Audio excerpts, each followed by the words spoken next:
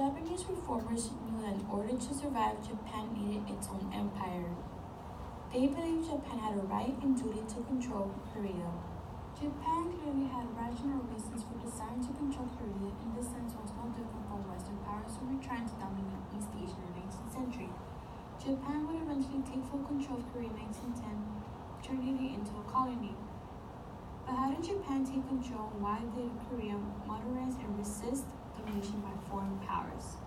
In the early 19th century, Korea was plagued by weak government, corruption, and a declining economy. Korea was governed by the Joseon dynasty and operated a feudal system similar to Tokugawa Japan. However, the king was weak and dominated by competing royal clans. Peasants were exploited by a ruling class called Yongban. There were scholarly officials. In 1864, King Gongjun assumed the throne but was only 11. His father, Grand Prince Z, assumed the role of regent.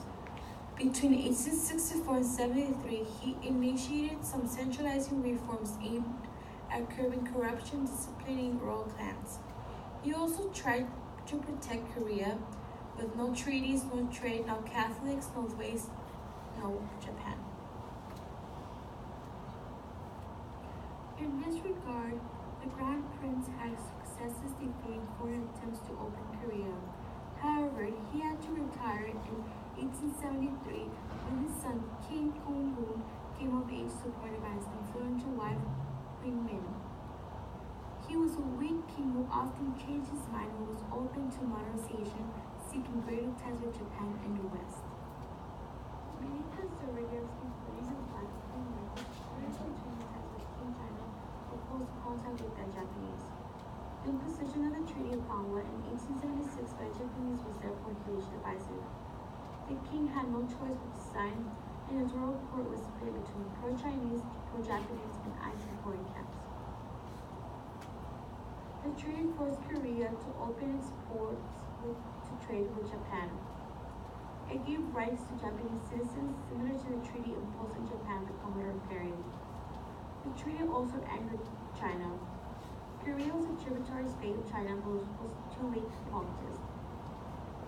Both nations were now competing for control of Korea. Japan and China came close to war, but decided to ease tensions by signing the Tianjin Convention in 1885.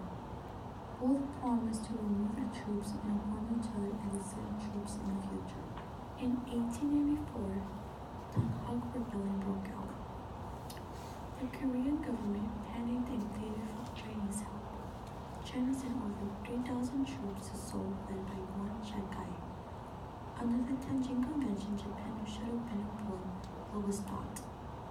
Japan can use this as a pretext to attack China, sending over 7,000 troops to Korea. The Sino-Japanese War had begun. In 1885, Korea was declared an independent nation, no longer a tributary state of China. Japan was now in control, and the pro-Japanese government proceeded with reforms. The Galbo reforms of 1894 and 1895 ended the old class system and the civil service exams, and the slavery, and reformed the judicial and economic systems. Good morning, it's Justine, and I will talk about how Japan colonized Korea. The complete annexation of Korea did not just happen in a snap. It took years of war, intimidation, and political plots. It all started in 1904, when Japan established an economic and military dominance in Korea. It was established that Japan will be the one to annex Korea after winning the Russo-Japanese War. The Taft-Katsura Act gave implied approval from the US for Japan to annex Korea, which led to Korea being forced to sign the Japan-Korea Treaty of 1905, which states that Korea will become a Japanese territory. It will also give Japan control over Korea's external matters and foreign relations. In 1907, King Gojong of Korea was forced to abdicate and give his throne to his son, Sunjong. After the abdication, a Japanese resident general, Viscount Masatake, slowly took over Korea's internal affairs. In 1910, Sun Jong was pressured by Japan to abdicate the throne just like his father. In the end, they were successful in doing so. After his abdication and the signing of a treaty by Terauchi Masatake and Korea's Prime Minister Won Yeong, Korea became Japan's colony and was completely under their control. The colonization lasted until the end of World War II. And that was how Japan colonized Korea. On to the next one. Once Japan ultimately acquired Korea as a colony, the Japanese undoubtedly ruled over Korea with one of the heaviest hands in world history. Reason being is that the Japanese wanted to take full advantage of Korea's economic, financial, and resource opportunities. Prior to annexation, Japan started to survey Korean land in 1898 and forced the Korean Ministry of Finance to complete all surveys already finished by the Office of Land Survey and turn over an inventory of Korean government sources of revenue. As a result, this led to Japan's seizure of all Korean land and its resources in 1912 by the Government General's promulgation of a series of laws regarding Korean ownership of land. Koreans that previously owned land had it seized by the Japanese government and were given to Japanese families that came to settle in Korea. These farmers ended up owning nothing and were on the brink of starvation. Around 720,000 Koreans that had their land seized were forced to work for the Japanese government, either in mainland China, Sakhalin, and in other Pacific islands. Japan's domination expanded over Korea's natural resources. With all of the Korean land handed over, the Japanese devastated nearly all Korean forests and caused extensive erosion in most mountainous regions. In addition, the Japanese placed a monopoly on all fishing industries in Korea, called the Regulation for Fisheries Association in 1912. This put Korean fisheries under Japanese control by enforcing joint sale of all fish caught by Koreans.